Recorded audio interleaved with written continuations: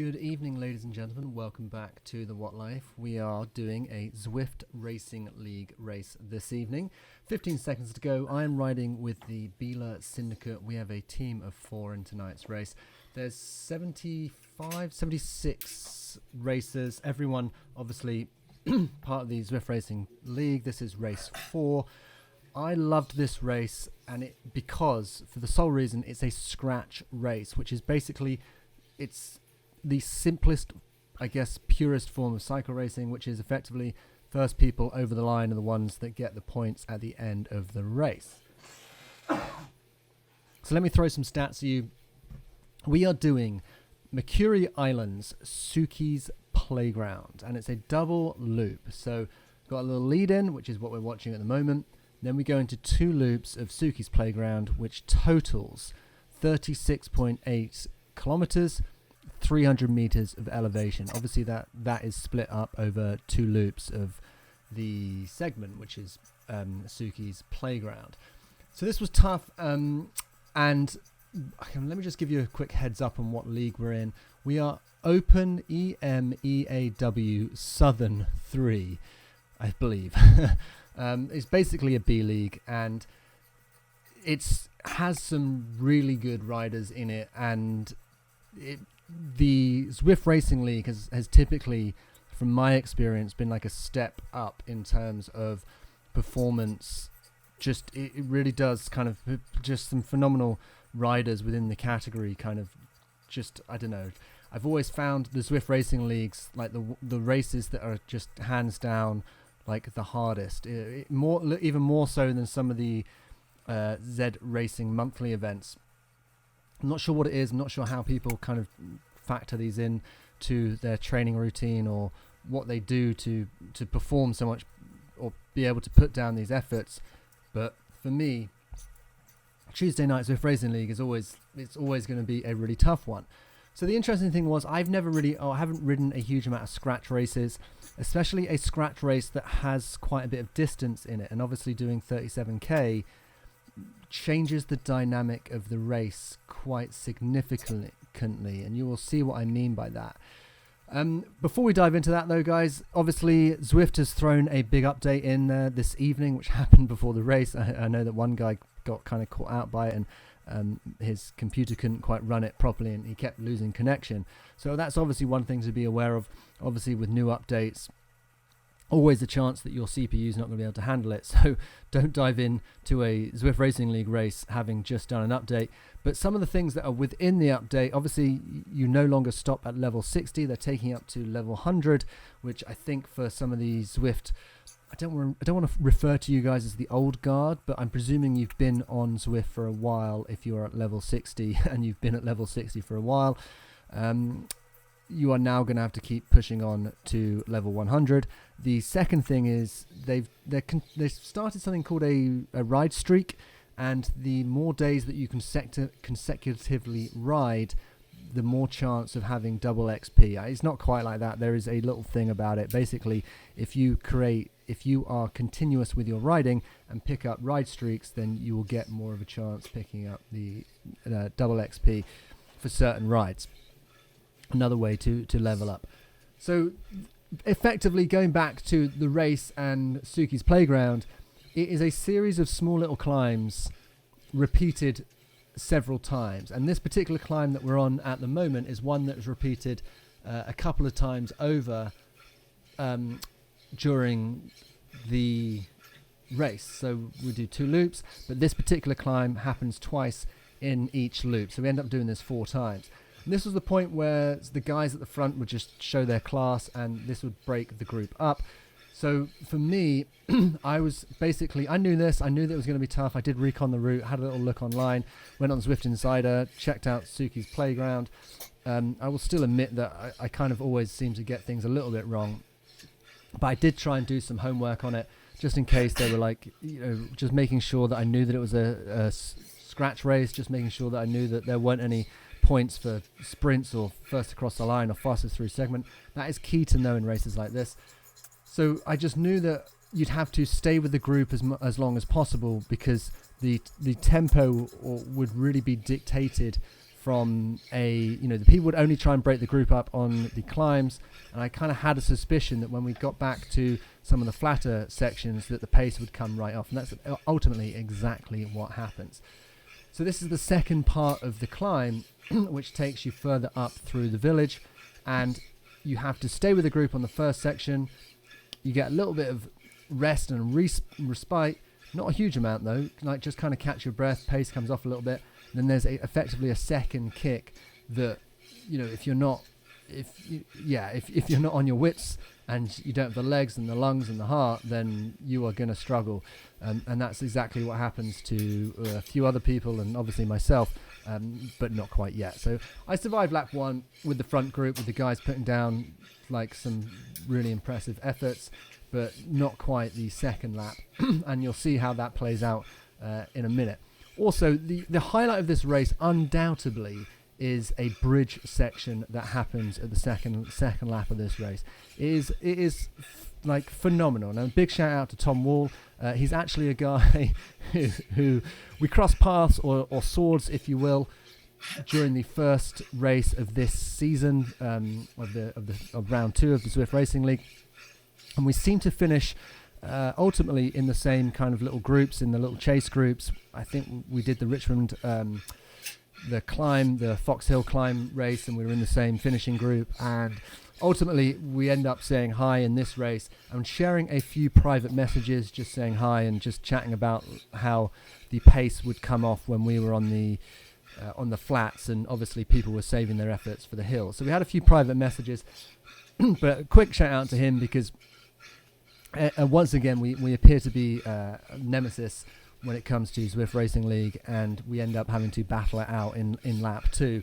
But the bridge move and some of the riding ability that he shows on the second lap is phenomenal. It was great. It was really good awareness. It was understanding the situation he was in and what he needed to do, and also I was trying to work with him as a chase group. That will happen lap 2, and we'll dive into that in a sec.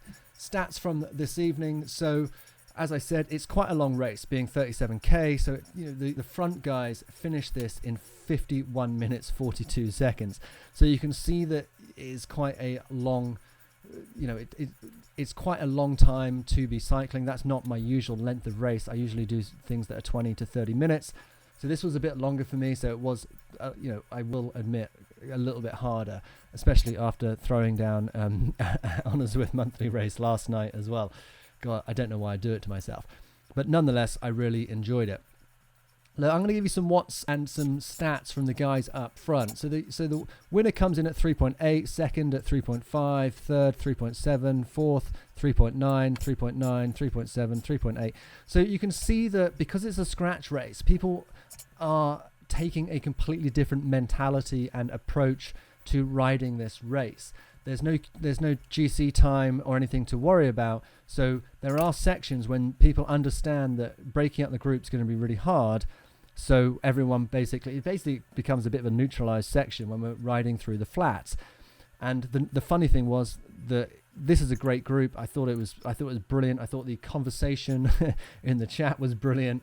So I shout out to everyone that was involved in this, because if you can't have a little laugh whilst you are effectively riding not necessarily a neutralized section, but whilst the gas comes off and everyone's catching their breath, if you can't have a little laugh, then what can you do? It did make my evening a lot more cheery to kind of participate in some of the banter with everyone else involved in the race. And so shout out to John as well, who ended up taking the brunt of it, and also shout out to John, who I'm presuming was the guy who underwent a few of the attacks just based on pure peer pressure from everyone else within the group. So kudos to everyone for peer pressuring John into doing it, and then massive kudos to John for sticking with it and actually doing it and taking the bull by the horns and throwing an attack in there, if indeed that was you. If it wasn't John, I just take the accolades anyway and just pretend it was. So the second half of the first lap is not hugely exciting. I think we can be completely honest about that. It wasn't the most kind of exciting event to be part of, but nonetheless we stuck through it. The good thing is that we then have to basically do this climb that we're about to tackle now to finish off the lap. And then, so having not really kind of done this route before or really paid too much attention to it before, I then realized, obviously, well, if I'm doing this at the end of the first lap, obviously this is going to be the end of the second lap, and this is going to make it so much harder. So I think that's what I kind of use a lot of these 2-lap races is, I use the first lap as a way of trying to thinking what my approach is going to be come second lap, if I actually am in a position to kind of, I guess, fight, or if it's relevant. There are some times when I completely fall off and it becomes irrelevant. But if it was going to be relevant, I knew that we'd obviously have this little uphill climb that was going to go into a slightly more flat section, and it was going to be thick and fast until we hit the finish line. But those little climbs were definitely the sections that were breaking up the groups. And from my perspective, I finish with a 3.5 watt per kg average, holding 269 watts, which is normalized to 276 watts. So from my point of view, I mean, I really enjoyed it for that amount of time, for the slightly longer race. I'm really happy with it. I don't want to, I actually felt great after racing last night and then racing tonight. So I don't want to say that really had any play in it whatsoever. I thought I felt really good. I feel like my fitness is building, but I am at the mercy of the fact that it is now December. Much like everyone else, it's hard to stay motivated. It's hard to kind of keep yourself on top of it. So I'm not really pushing, I guess, as hard as I could in terms of volume, especially in terms of volume, but also, in terms of maybe some of the intensity and some of the sessions. I need to get a couple more of the academy workouts done, and then obviously finish up the last race, or the second race within the Zwift Academy series, and I'm looking forward to doing that, and hopefully that will be next week, and a few other things that I've got on my list of things that I need to do before the end of the year that kind of makes racing or riding your bike, it just kind of keeps me motivated, because I am actually kind of lacking the motivation. I love doing the events, I love doing the races, but it's like I'm not spending just that pure amount of time hitting my mileage, because it's just not as enjoyable in the winter, and a lot of it is being done on a trainer. Now we've started lap 2. And again, anytime I got the chance, it was about resting and recovering. If you look at my power zones, obviously at the bottom of the screen, you can then quite clearly see the points when we are basically doing a climb, and then the group is screaming up it. I did basically, there was this point here where someone has ridden off the front. It's something that I did notice at the time, but I didn't really want to say anything in the chat, because I didn't really want the group to go any faster. I'm myself, and I'm presuming the rest of the group, were under the impression that if we were moving steady as a big group, a solo rider off the front is not really going to be able to, I guess, sustain that, and they're going to have to be working significantly harder than the group, which is effectively, the bulk of the rest of this Cat B race, which is chasing them down, especially when it comes to the climb, because we are climbing as a big group, and hopefully still managing to draft one another on our way up, because this is actually quite a reasonably quick climb, and we are now doing this for the 4th time. Now this is the start of lap, or kind of reasonably near the start of the second lap, and this was always going to be the tough one, which this is the double climb section. So you do the climb or you do the first part of the climb, you have a little kind of flat section as we kind of ride over to the second part of the climb, and then we have to tackle the second part of the climb. So it's super important that you're still in the mix at the top of this first initial part, and positioning was always going to be a key part of that.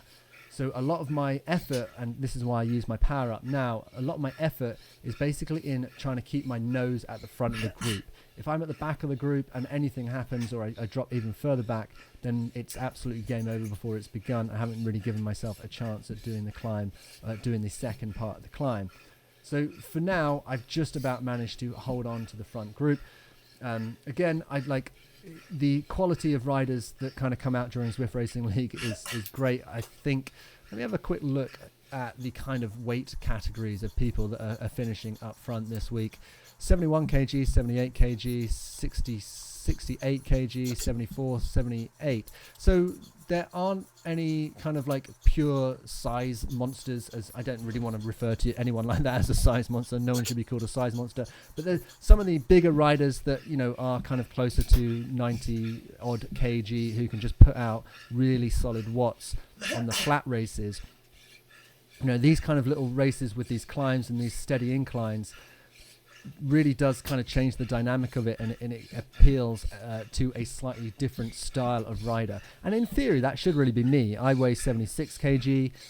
I can reasonably hold reasonably good watts. It's just the fact that I'm struggling when it comes to like these situations where it's sustained efforts that are just higher, way higher than my FTP. I haven't quite had the experience or the time at that level of intensity yet to develop the ability to hold and sustain that. And that's something that I need to work on. It's definitely something that I'm going to work on.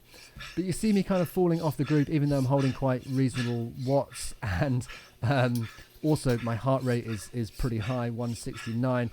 If I get to 170, then it's kind of like almost game over. That's me kind of working incredibly hard. But it's kind of looking like I'm losing the tip of the spear of the group when it comes to this section. But I have to really put an effort in to sustain at least this group or a group within this ride. Because if I fall off when I check the mini map, then it's, you know, you are coming off this front group, and then you'd have to kind of really bounce back to what would effectively then become maybe the third or the fourth chase group. So it's super important to kind of keep that sustained effort, even though like the temptation is just to come off completely. And I'm kind of half caught between trying to catch this little group that's in front of me. And I do realize that that's not really going to happen, despite me putting like a little kick in. And I realize that there's a couple of riders behind me, and this is now going to be my group. And that's it. I'm kind of like, there's no real saying it. And here he comes. Tom turns up just to kind of in screen in a second. He's wearing the blue Zwift kit. Here he comes, and the Zwift hat, riding the blue bike.